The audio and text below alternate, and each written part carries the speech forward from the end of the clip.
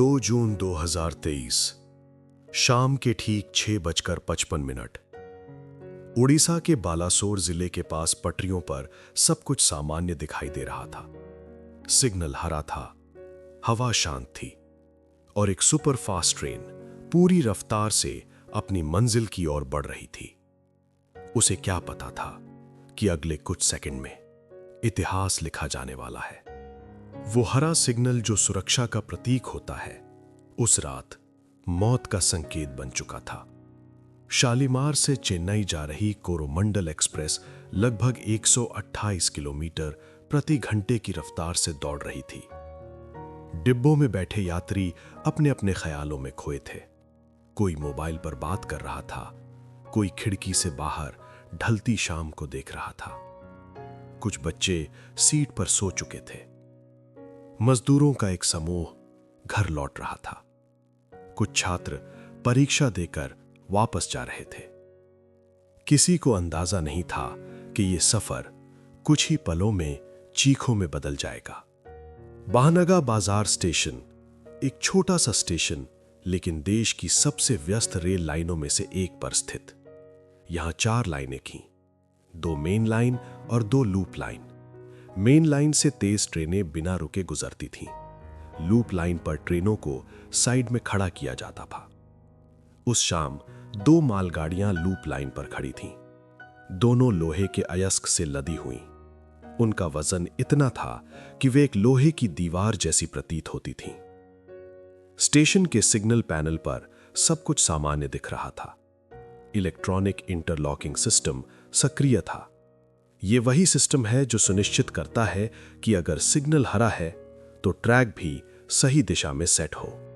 लेकिन उसी सिस्टम के भीतर एक अदृश्य गलती छिपी हुई थी।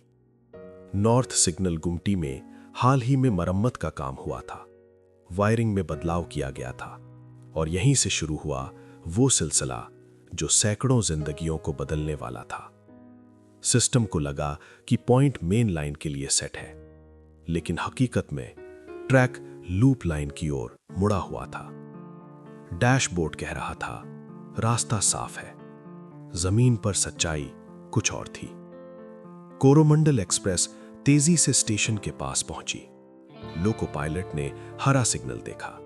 सब कुछ नियमों के अनुसार था। ट्रेन ने गति कम नहीं की और फिर जैसे ही इंजन पॉइंट के पास पहुंचा, पटरियां अचानक बदल गईं। ट्रेन सीधी जाने के बजाय झटके से लूप लाइन की ओर मुड़ गई। सामने खड़ी थी लोहे से लदी भारी मालगाड़ी। ब्रेक लगाने के लिए समय नहीं था। दूरी बहुत कम थी। एक भयानक धमाका हुआ। धातु के टकराने की आवाज ने आसमान को चीर दिया। इंजन मालगाड़ी से टकराया और ऊपर चढ़ गया।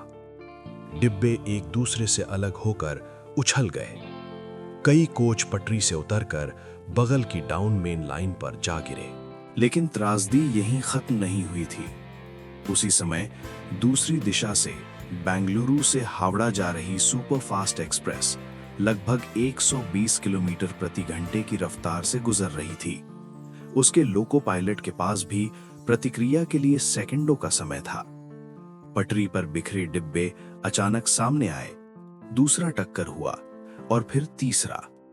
कुछ ही सेकंड में 3 ट्रेनें दुर्घटनाग्रस्त हो चुकी थीं। शाम का उजाला अंधेरे में बदल चुका था। बिजली के खंभे गिर गए थे। पूरा इलाका अंधकार में डूब गया और उस अंधेरे को चीर रही थीं चीखें। टूटे हुए डिब्बों में फंसे लोग मदद के लिए पुकार रहे थे। कोई अपने बच्चे को ढूंढ रहा था, कोई अपने भाई को आवाज दे रहा था। कई यात्री लोहे की मुड़ी हुई चादरों के बीच फंसे थे। सबसे पहले मदद के लिए पहुंचे आसपास के गांव के लोग। उन्होंने जब धमाका सुना तो समझ गए कि कुछ भयानक हुआ है। वे टॉर्च लेकर दौड़े, पानी की बोतलें लेकर पहुंचे। किसी के पास पेशेवर उपकरण नहीं थे, फिर भी उन्होंने हाथों से लोहे की रॉड से पत्थरों से दरवाजे तोड़ने शुरू कर दिए। घायलों को मोटरसाइकिलों पर लादा गया। ट्रैक्टर ट्रॉलियों में बैठाकर अस्पताल भेजा गया। कुछ ही देर में पुलिस, एनडीआरएफ और रेलवे की टीमें पहुंच गईं। लेकिन मंजर इतना भयावह था कि हर संसाधन कम पड़ रहा था। अस्पतालों में बिस्तर कम पड़ गए, कई घायलों का इलाज जमीन पर किया गया। रक्तदान के लिए लंबी कतारें लग गईं। जब आधिकारिक आंकड़े सामने आए, देश सन्न रह गया। 290 से अधिक लोगों की मौत, 1000 से ज्यादा घायल। ये हाल के दशकों की सबसे भीषण रेल दुर्घटनाओं में से एक थी। जांच शुरू हुई, मामला केंद्रीय जांच ब्यूरो को सौंपा गया। विशेषज्ञों ने सिग्नलिंग सिस्टम की जांच की, इलेक्ट्रॉनिक इंटरलॉकिंग की वायरिंग का परीक्षण हुआ और धीरे धीरे सच्चाई सामने आई। वायरिंग में की गई एक गलती, पॉइंट की स्थिति और सिग्नल के बीच असंगति, सिस्टम की पुष्टि किए बिना बदलाव। 3 रेल कर्मचारियों को गिरफ्तार किया गया। साजिश के प्रमाण नहीं मिले, लेकिन लापरवाही की पुष्टि हुई। देश में एक और सवाल उठा, क्या कवच सिस्टम इस हादसे को रोक सकता था? कवच, भारतीय रेलवे का स्वदेशी सुरक्षा तंत्र, जो ट्रेन टक्कर की स्थिति में स्वतः ब्रेक लगा सकता है। लेकिन उस रूट पर यह प्रणाली स्थापित नहीं थी। विशेषज्ञों का कहना था, ये आमने सामने की टक्कर नहीं थी, ये साइड टक्कर थी, बेहद कम दूरी पर।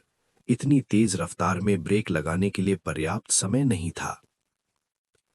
अगली सुबह जब सूरज निकला तो उसने जो देखा वो भयावह था। टूटी हुई बोगियां एक दूसरे पर चढ़ी हुई थीं। पटरी के किनारे बिखरे जूते, बैग, खिलौने, पानी की बोतलें, हर वस्तु एक अधूरी कहानी सुना रही थी। कई मोबाइल फोन मलबे के नीचे बज रहे थे। स्क्रीन पर नाम चमक रहे थे, माँ, पापा, घर, लेकिन उठाने वाला कोई नहीं था। अस्पतालों में पहचान के लिए कतारें लगी थीं। कई शवों की पहचान डीएनए से करनी पड़ी। कुछ परिवारों को अपने प्रियजनों का शरीर तक नहीं मिला। बालासोर की वो रात सिर्फ एक दुर्घटना नहीं थी, वो एक सबक थी। तकनीक उन्नत हो सकती है, सिस्टम आधुनिक हो सकते हैं, लेकिन एक छोटी सी चूक, एक अनदेखी, सैकड़ों जिंदगियों को छीन सकती है। रेलवे सिर्फ पटरियों और ट्रेनों का नेटवर्क नहीं है, ये करोड़ों लोगों की जीवन रेखा है। 2 जून 2023 ने हमें याद दिलाया, सुरक्षा कोई विकल्प नहीं है, ये जिम्मेदारी है। और जब भी कोई ट्रेन हरे सिग्नल के साथ आगे बढ़ती है, हम उम्मीद करते हैं कि वो हरा रंग सचमुच सुरक्षित हो, क्योंकि उस रात बालासोर में हरा रंग भी लाल हो गया था।